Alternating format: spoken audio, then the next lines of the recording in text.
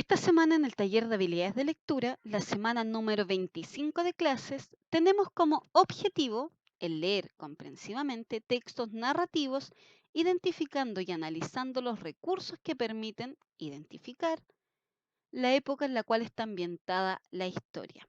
Es decir, que esta semana nosotros continuamos trabajando lo que es la narrativa y dentro de la narrativa nos vamos a centrar en lo que son los ambientes de la narración, además de lo que es la época histórica en la cual se ambienta el relato que vamos a leer. Para comenzar, y como lo hacemos en cada video de el taller de habilidades, vamos a contextualizar teóricamente los contenidos en relación al texto que vamos a analizar. Como esta semana dijimos en el objetivo que continuamos con lo que es narrativa, vamos a recordar en relación a esto su estructura. Tenemos un inicio donde tenemos una situación inicial, donde se rompe el equilibrio que había y se nos presentan los personajes y algunos otros detalles relevantes. El segundo punto es el desarrollo y nudo. En este aspecto, ¿cierto? En esta parte de la estructura del género narrativo, se desarrolla el conflicto, se genera la tensión y suceden los hechos más importantes. Y finalmente encontramos el desenlace, donde se resuelve el conflicto y se suele dar el clímax. El clímax es el momento de máxima tensión. Volvemos, ¿cierto?, a un equilibrio, ya sea el mismo que había al inicio de la historia o uno que se ha construido a partir, ¿cierto?, del problema de esta ruptura que se ha generado. Y en el desenlace encontramos ya lo que es la situación final. En cuanto a los elementos teóricos y estructurales, el género narrativo nos va a relatar el conjunto de acciones que suceden a lo largo de la historia. Los personajes son aquellos seres que viven los sucesos, que los experimentan y se da cierto en la historia que es narrada. Encontramos distintos tipos de personajes, como los protagonistas, los secundarios y los antagonistas, además de los personajes terciarios o incidentales que también son fundamentales. El género narrativo agrupa todas las obras literarias en las que existe un narrador y donde este narrador cuenta los hechos. El narrador viene a ser aquella voz ficticia que nos va a contar la historia. Y en cuanto a espacio y tiempo, el espacio viene a ser el lugar en donde ocurre la historia y el tiempo de la historia. El espacio, ¿cierto? Encontramos el espacio físico, psicológico y social, pero el tiempo es el momento, la época en la que tiene lugar la historia.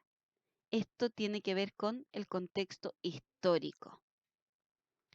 La época del relato viene a ser una descripción del espacio físico, lugares donde ocurre la acción, y del espacio social, la mezcla de ambos.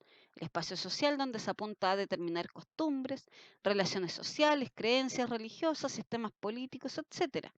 Y permite descubrir la época histórica y el lugar en el que se ambienta. Por ejemplo, un relato que trate de viajes interplanetarios seguramente se ambientará en un futuro donde la ciencia y la tecnología están muy desarrollados. ¿Qué vamos a hacer en este taller? En este taller proponemos una forma de relacionar el relato con la época y el lugar en el que se ambienta. Para ello, necesitamos localizar en el relato los nombres de los lugares, las fechas, el tiempo que transcurren los hechos y elementos que señalen los rasgos del estatus social de los personajes. Además, necesitamos identificar las características de los lugares, sus paisajes descritos, las ilustraciones que acompañan el texto. Relacionar las costumbres, el vestuario, la forma de hablar de los personajes con una época determinada y relacionar el texto con la época y el lugar en el que se ambienta. Antes de comenzar a leer, ¿de qué tratan generalmente las leyendas? ¿Cuáles son los temas que abordan? ¿Cómo lo diferencio de un mito? ¿Cómo crees que se formaron los volcanes? ¿Qué noción tienen ustedes considerando las leyendas? Y la tercera pregunta es anotar 3 datos o ideas que relacionemos con México. Con estas tres preguntas nosotros ya tenemos un indicio de sobre qué podría tratar la historia que vamos a leer. Va a estar dentro de el ámbito de las leyendas, además, ¿cierto? Va a explicar lo que es el origen de los volcanes y posiblemente tenga relación con el país de México. El texto de esta semana se titula Popocatépetl e Iztaccíhuatl. Hace mucho tiempo, en tierras de México, vivieron, la hermosa princesa Iztaccíhuatl y el valiente y apuesto guerrero Popocatépetl. El muchacho destacaba por su prudencia y por su saber. En el juego de pelota, sagrado para los aztecas, sobresalía por ágiles saltos y por su puntería, certera como el ojo del águila. Como un ocelote nuevo que se distingue entre los miembros de la manada, así era querido Popocatépetl por los suyos. No menos eran las gracias y dones de Iztaccíhuatl, la hija del cacique de Tenochtitlán, la gran ciudad de los aztecas, a la que los poetas llamaron la región más transparente. Negros y brillantes como el azabache eran sus ojos y su talle fino como una caña de maíz. La muchacha poseía una gran destreza desgranando cacao. ¿Y qué decir de su elocuencia, con la que tantas veces había ayudado a su padre? Un buen día, los dos jóvenes se conocieron, se enamoraron perdidamente y se juraron amor eterno ante el dios de la lluvia y la diosa de las flores. Pero he aquí que poco después Popocatépetl tuvo que partir a la guerra y antes de marcharse quiso pedir la mano de la princesa para casarse con ella a su vuelta. Eres joven y fuerte, muchacho, pero de familia pobre. Ve al combate y tráeme la armadura de 100 enemigos, así serás digno de mi hija, dijo el poderoso cacique.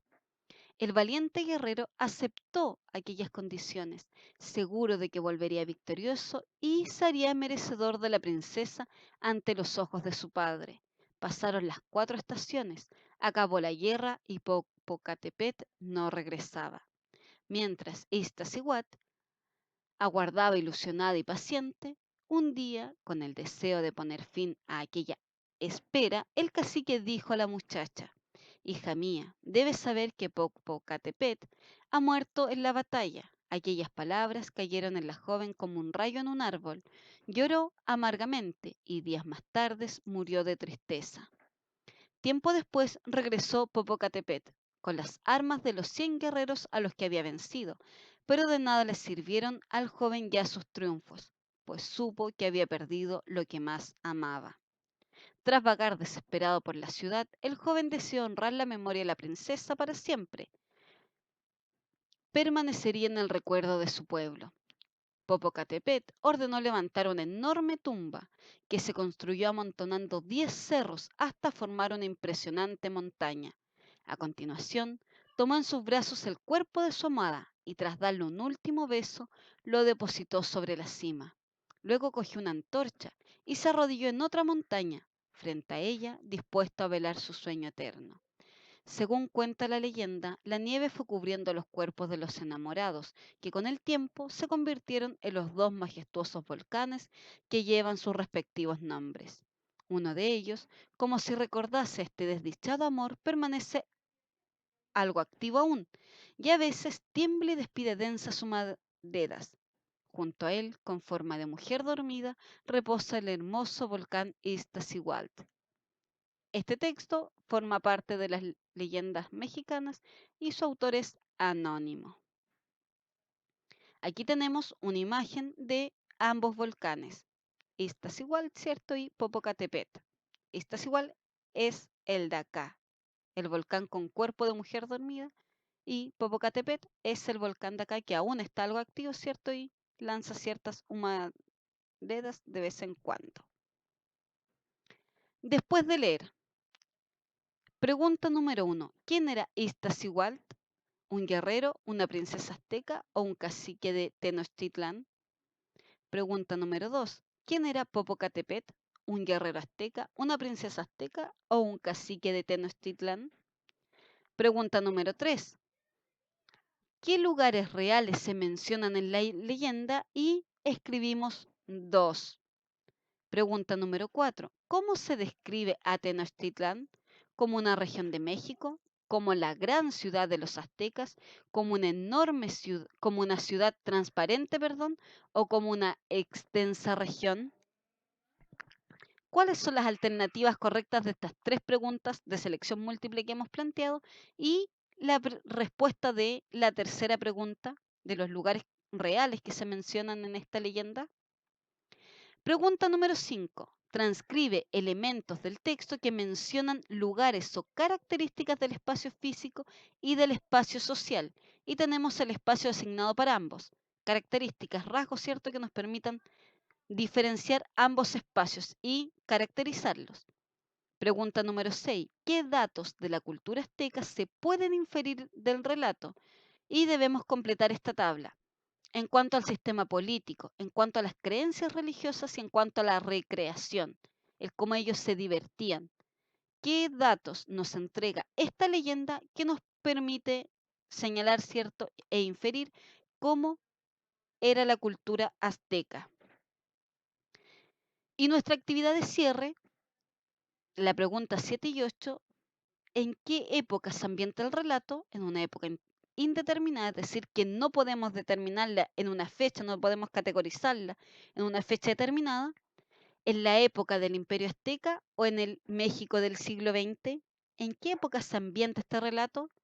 Si señalamos que es en el México del siglo XX, debemos justificar por qué damos esta respuesta, ¿cierto? De acuerdo a la información que nos entrega el texto. Y la pregunta número 8 es, ¿qué elementos del texto me ayudan a determinar la respuesta correcta? Marcas textuales, ¿cierto? Lo último es el desafío de la semana. ¿Qué leyendas de nuestro país, de Chile, recuerdas? Esta semana vamos a potenciar lo que es la memoria. Y ustedes van a decir qué leyendas recuerdan y de qué tratan cada una más o menos, ¿cierto? Y vamos a ver las características que comparten nuestras leyendas con esta leyenda mexicana. Nos vemos entonces en el horario de clases vía Skype que les corresponde. Que estén bien.